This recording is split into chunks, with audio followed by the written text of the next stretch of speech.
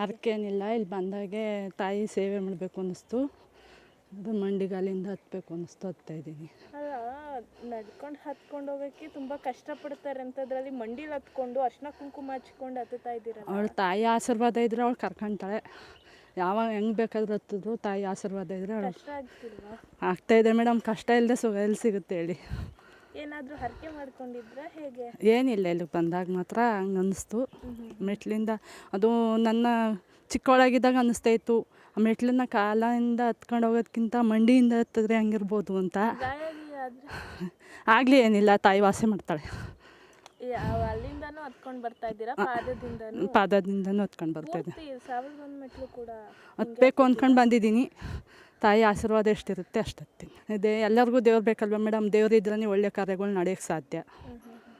ದೇವ್ರಿಲ್ಲ ಅಂದರೆ ಏನೂ ನಡೆಯಲ್ಲ.